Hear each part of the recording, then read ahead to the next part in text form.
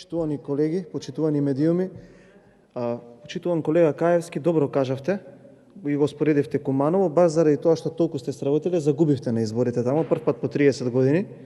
Понатаму, многу често гостувате на дебатниви емисии, треба да бидете вака внимателен во изказите што ги говорите, затоа што многу цврсто како што не уверувате за овој буџет, не уверувавте дека ќе победите на локалните избори.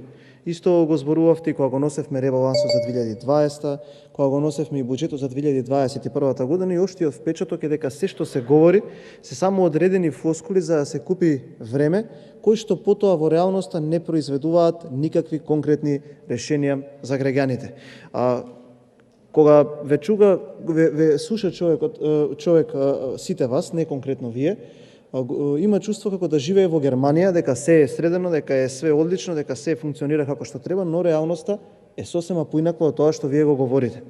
Лажен ви е податокот за 2016 година за растот на бруто домашниот производ и треба да бидете искрен до крај да кажете дека тогаш имаше голема политичка криза која што го успоруваше економскиот напредок, односно економскиот биланс во државата.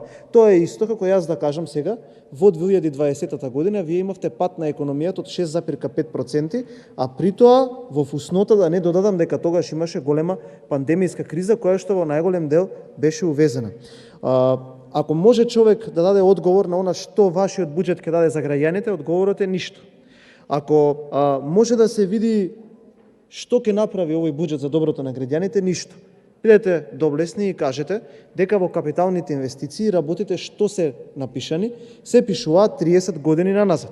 Коридорот 8, пругата кон Бугарија, и тоа е нешто што 5 години вие го повторувате, но нема реализација. Заради тоа што ова вас вие петти буџет кој што вие го носите како влада.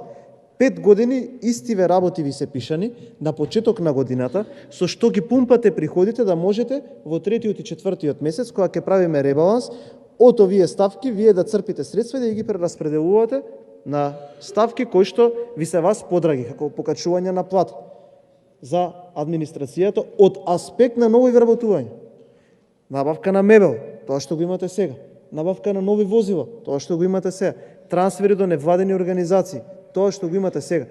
Тие ставки во вас ви се подраги и затоа сме дојдени нова дерече, да имаме буџет кој што е историски највисок, од 4,4 милиарди евра, средства кои што се непоимливи за граѓаните кои што живеат во оваа држава, а од кои што на крајот тие нема да добијат ништо.